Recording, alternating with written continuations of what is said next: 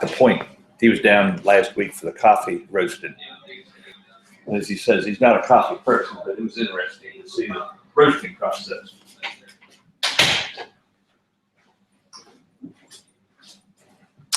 Okay.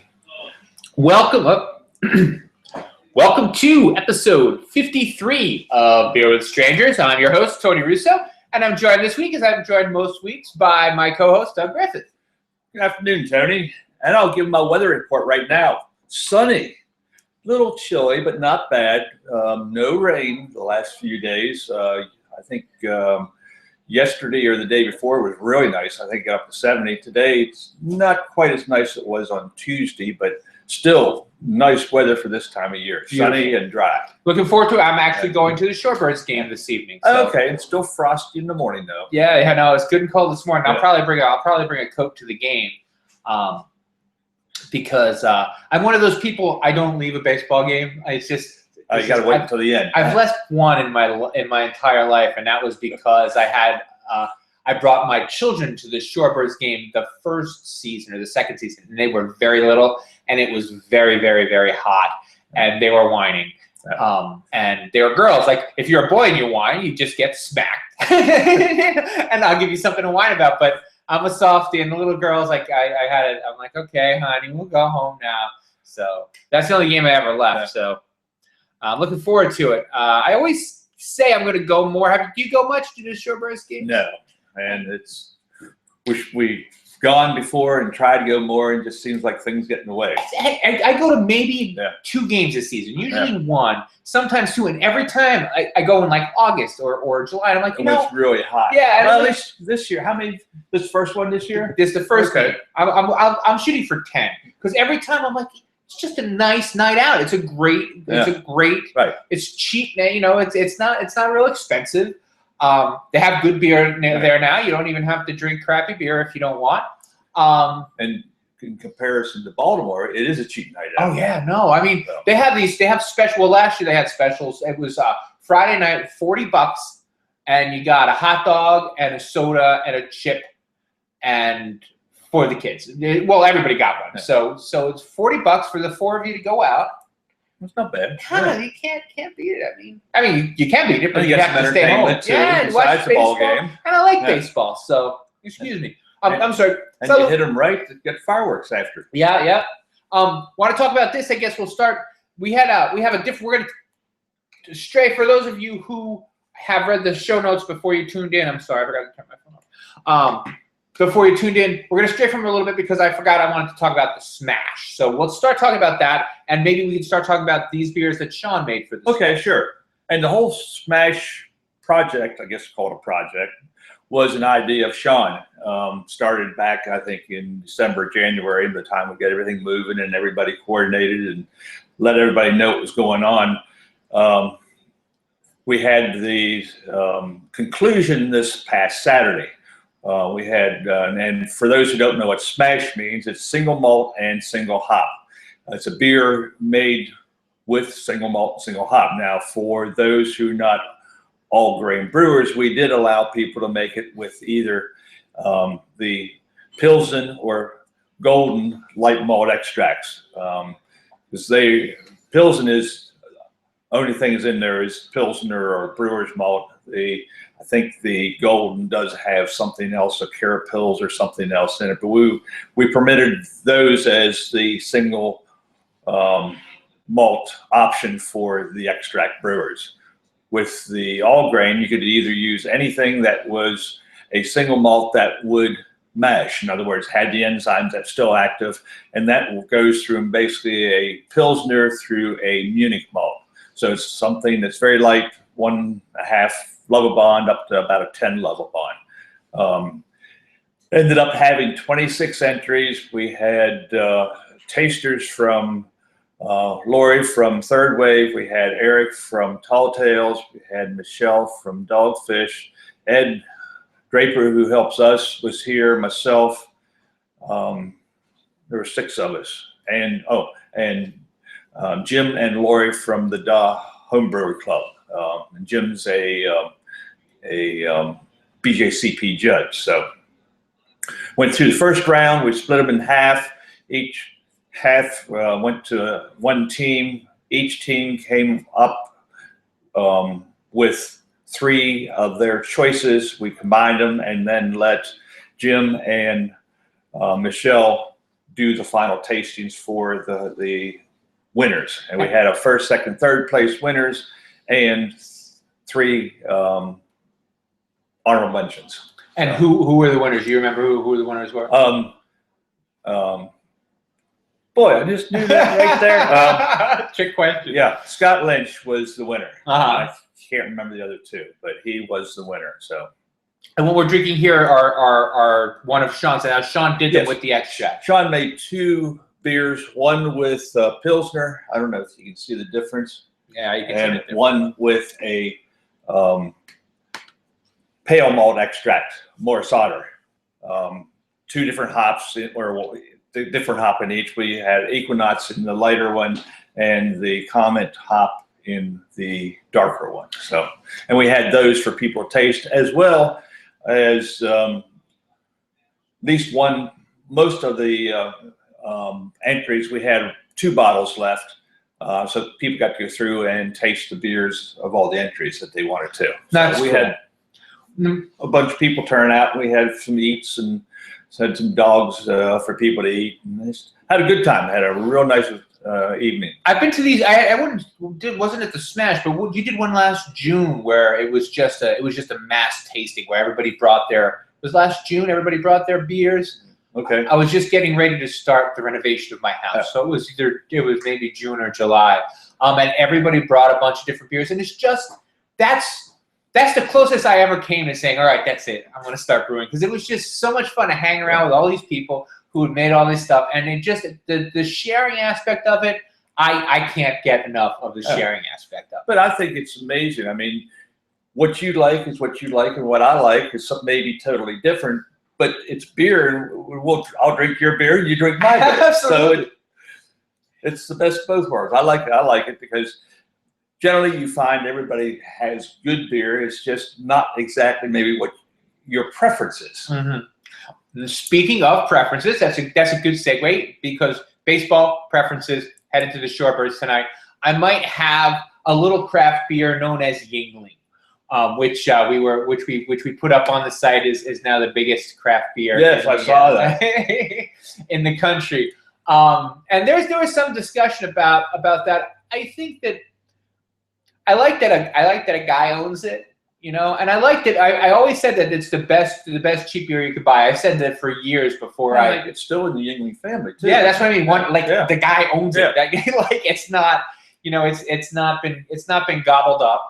And it's not doing a bad job. Their black and tan is perfectly acceptable, and the regular. I even like the pale ale at Chesterfield is very, very, very, very bitter. But number 13 was our own Dogfish Head, which is very, very, very exciting. I was surprised that Oskar Blues isn't as big as Dogfish. I've been to Oskar Blues in Colorado, and I thought they were huge warehouse and things, but. They don't have this. They're not making as much. They're not selling as much beer. I guess. But that was the other thing. Did I throw that on there? Yes, yes. And maybe they were surprised by that too. National. Because they just bought a brewery, and they bought a brewery. I'll pull it up. Do you remember the name of it? It's a brewery I'd heard of. Perrin. Yeah, Perrin. But they've already been in business 3 years. I was surprised that they would be so interested in another brewery that's only been open 3 years, but from what I read, they seem to be doing quite well in Michigan. I feel like I didn't get a chance to look. I'm sorry, we're having technical difficulties because I didn't pull this up in advance, and now we have to look at an ad. But fortunately, you don't have to look at an ad because they're not paying for us to show you the ad. I can't remember their beer, but I felt like I'd had it. The Perrin. I'm not going to find it today. But I wrote a blog earlier this week about my nervousness at this big explosion because it just feels precarious. It's a little. There's just so many people opening breweries right now. So many people opening breweries, and they can't all be good. I mean, and I don't mind as long as we've had this conversation before, but we've leveled up. Dogfish isn't closing. we're going to be able to get good craft beer. I saw that Perrin had 14,000 barrels brewed last year. Oskar Blues was somewhere 150,000, and I don't know what dog the report I looked at didn't have the number of barrels that they brewed. So, but they've brewed more than what Oskar Blues did. So yeah.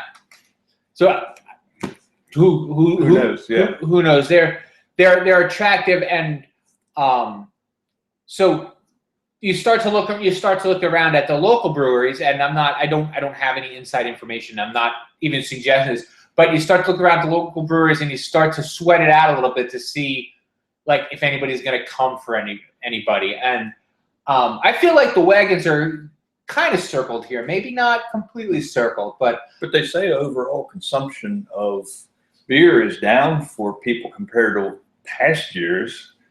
But right, because they're drinking more craft beer. We got more breweries all the time, so who's losing? Budweiser, North, and Coors, I guess. I was in Liquid Assets in Seaford yesterday, where I got myself a Dogfish Head Indian Brown Ale, because it was my favorite Dogfish Head that they had there. Well, I'm sorry, not my favorite, but my wife doesn't like any of the IPAs. No. But they had that 61, which I haven't tried yet. Now I'm interested in trying because everybody's nuts about that. I've not tried it. It's okay. It's different. It's okay. That's got, what is that? That has something weird in it. What is that? Some kind of grape juice. Grape juice. Oh, wine. Yeah, it's wine yeast or something. Right. Or anyway. So, and I counted, and there were 14. There were 14 doors. 9 doors were big beer and imports. So Heineken, Modelo, Budweiser are 9 doors. 5 doors were craft beers. That's almost half. Yeah, and well, so it's a third anyway. I know in past years the craft industry has had hard time getting shelf space, but I think they're selling more and more, so it's no matter how much the big guys say, we'll give you this and this and this, but they're selling more of the craft beer, so money talks. And I'm interested to go and talk to our friends again at Twin Lakes. You remember they were on the show? Because I can't find their cans anywhere, but they're on tap at Liquid Assets in Seaford. Now, Liquid Assets in Seaford has, I think, 8 beers on tap for growler fills, and it's a nice range. They had Dawn Patrol was on there. Oh, okay. And Dawn Patrol is made. Dawn Patrol is made by the good folks at Third Wave. They had Dawn Patrol. They had a Twin Lakes Pale Ale, which I really, really liked. It was marked up a lot. I don't know. I wonder, and this is why I want to ask them. I wonder what their demand is like, because maybe they just can't keep up with. And they're more upstate, I would think, than down this way, probably. Yeah, well, you used to be able to get it here, and you can't anymore. I used to be able to get but it was also the growler was $16, which is it's not that it's not worth it. It's just more than like I think of growlers as 12 to 14. Third Wave. What are they? Yeah, $12. Okay. Yeah. And the place Brownies, the former Brownies liquor store, you know that one? They never have beer there. I don't. Maybe they gave up on it. They had like 8 taps, but theirs were $10 for a growler. And I went in there, and they had Raisin Detra on, and I'm like, ooh, I would like that. And they're like, oh no, we've been out of that. At $10 a growler, that didn't last very long at all. Somebody went home and got their whole growler collection, and they're like, I know what I'm drinking for the next 4 days. But anyway, so we're worried a little bit about the growth, not a lot, because the brewers here seem to be in touch with one another, and they seem to be aware that if you turn off the camera, I could probably give you a short list of the guys that are hoping to get bought out Silicon Valley style, but they're not among our favorite brewers, I don't believe, here at the. But eventually, I mean, it's going to be those who make good beer are going to survive. Are going to stay. Are going to go by the wayside, and somebody else is going to buy them up or buy their equipment. Absolutely. And one of the stories that I would love to write, I don't know if we talked about this, was the Red Bell brewing system. Have you ever heard of Red Bell? Am I getting it right? Red Bell Brewing in Philadelphia? No, I don't think so. I believe it's Red Bell. That's a system that they have at Evo. Oh, okay. I'm sorry, not at Evo, at Third Wave. Oh, all right. Evo bought it from Red Bell in Philadelphia, and Third Wave bought it from Evo. And I was talking to John about how cool it was that, and he's like, oh no, like a bunch of guys at Iron Hill have also brewed on the system. So that system, like most of the brewers in the area have worked on that particular system.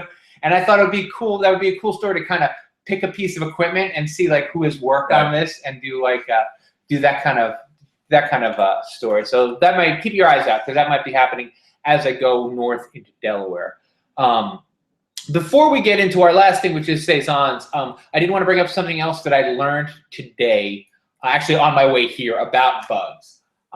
We will be eating bugs probably. Now this is not beer bugs. This is crickets. We will be eating crickets or mealworms. They make like taco meat out of mealworms now. They're supposedly fantastic. I haven't tried them yet, although you know me, if I eat muskrats, I'm gonna eat. I've had crickets before. Crickets aren't bad. I had chickens. They love meal bugs. This is the thing. So they're talking about how they make them for chickens as well, and I was like, okay, well, I like to think about economic development here, and I'm like, they got lots of protein in them. They do. They're nutritionally they're all right, but just the idea of bugs, or worms. Well, they make them in, for instance, they'll make them into flour, like cricket flour. We will have, before 2015 is over, I'm going to bring in cricket flour muffins, because I've already found a place where I can buy them. Have you had them yet? No, I'm dying to try them though. You can buy a pound of cricket flour. It's like $20. It was expensive for a pound of flour, but regular flour is $1.50 or $2 a pound. Right. So the idea is more protein. Well, yeah, more protein, and only there's only one place on the planet that's making it right now. But one of the things that they said to me, one of the things that they said on the show that I was listening to is one of the favorite feeds for bugs that are being made for human consumption is spent beer grain. Oh. And you know what else they said is that for many bugs, they taste like the last thing they ate. So barley flavored bugs. So you go to your favorite bar, and they have a bowl of barley flavored crickets. Yeah, but here's the thing. This is the beer that the crickets were fed on. Barley or spent grain after it's been. You got all the goodies out of it for beer wise anyway. Right. And you let it sit a couple of days. It does not smell like it doesn't smell like you want to drink and eat it. No. Well, but when it's right out of the mash tun, it's fine. It's warm. No, I think they let it rot to feed the meal. I mean, they make it so mealworms will eat it.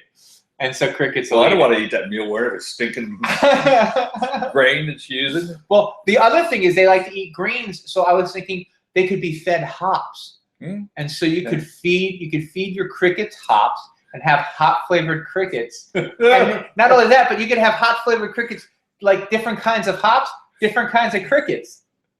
And because I think of how if you come to so you get a malt cricket and a hop cricket. Absolutely, and you have like a bowl of crickets, and then the beers that go behind the crickets that best complement. Have you seen the flour? Is it dark? Crickets are very dark in color. I haven't seen black. it. I've only heard about it, and I think that it is mixed with other things. I think that they're used to fortify, but it's not made of like wheat or you know what? I looked up the ingredients, and I don't remember what they said, but it wasn't just crickets. But I'm looking forward to it. I feel like this is the year of the cricket. If you haven't heard it here first, you've probably heard it here first, but if you haven't heard it here first, you probably only heard it here second. That's cricket muffins, not cricket beer. Right. Well, cricket muffins are something that we're going to have for sure, because I can get them. The other thing they said is you can't eat crickets out of your backyard. Just so you know, they gave this disclaimer, so I will too, because you don't know what kind of pesticides they've been exposed to. So They recommended if you want to get into your own cricket making business, you get them from the pet store.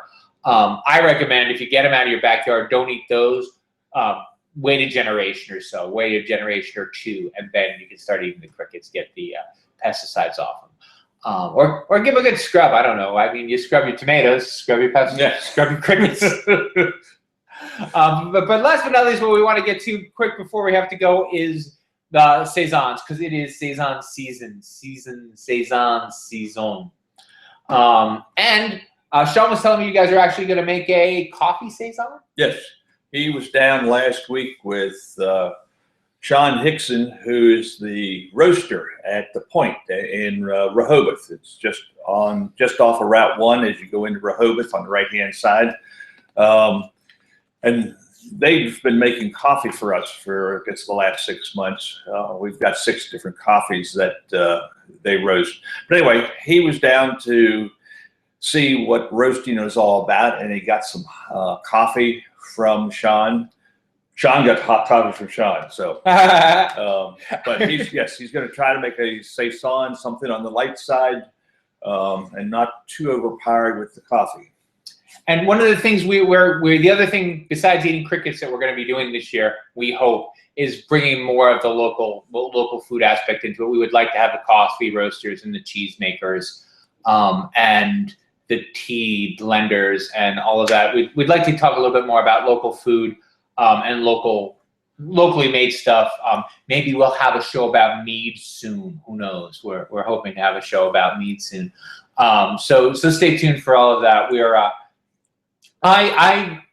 I've developed a taste. I'm one of the Saison people that they spoke about in the. Okay. It's one of those beers I just developed a taste for it, and I really, really like it. And last week we had that ginger. I had the ginger Saison that you guys do here, and that's fantastic. And the one of the ones that they put on the list that is it called Sneak Attack? It's the 21st Amendment Brewery does a Saison, and that's not bad at all. And that's one of those. I'm like the same with wine now that I am with beer. I have like 6 or 7 different styles that I like, and I can say, okay, well, if it's a Saison, I know I'm going to be able to drink it. If it's a Pilsner, I might like it, I might not like it. I have yet to meet the Saison that I'm like, I don't want. Okay. Sometimes a Pilsner I'm not nuts about.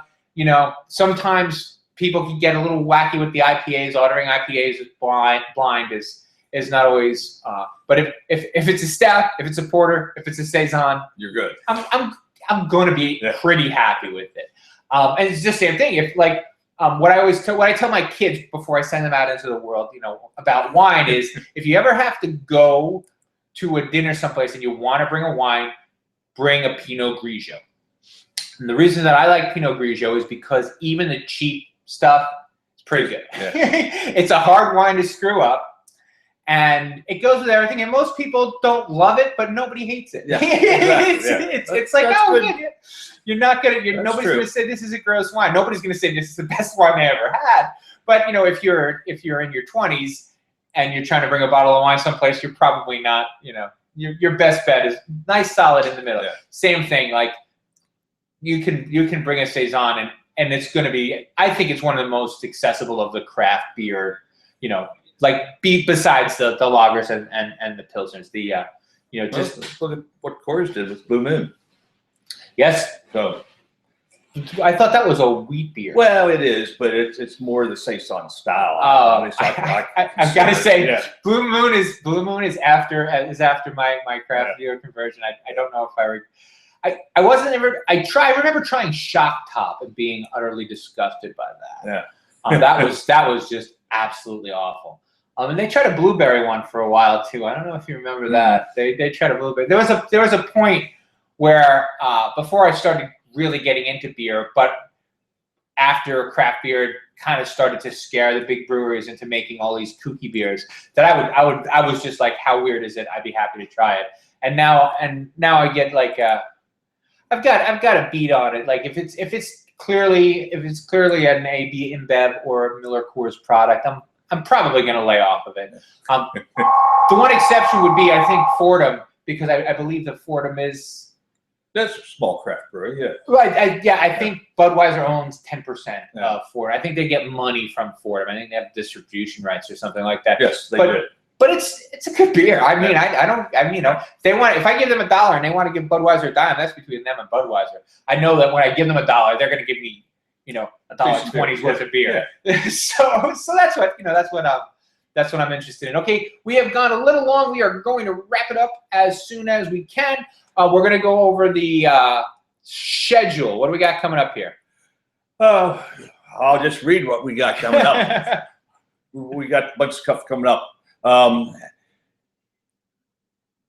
This Saturday we've got a basic brewing class from 2 to 4 at Laurel, and April 23rd in Laurel.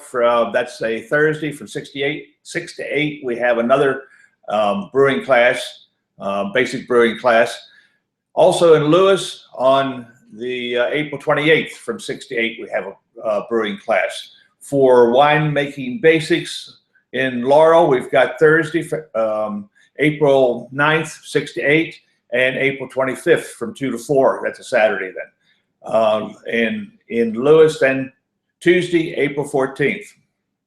So just before tax day. and also in 2 weeks, Sean we discussed earlier, Sean the roaster will be here. Do you know anything about that? Is that kind of he's got a roaster he's going to bring, and he's going to show people how actual coffee is roasted. That's very exciting. Maybe if I can get away, maybe we can live stream that. So stay tuned for that, because I'd like to do, as we've said before, I'd love to do way more live streaming. You want me to move it? What do we look at? I think Michael. Where's Michael?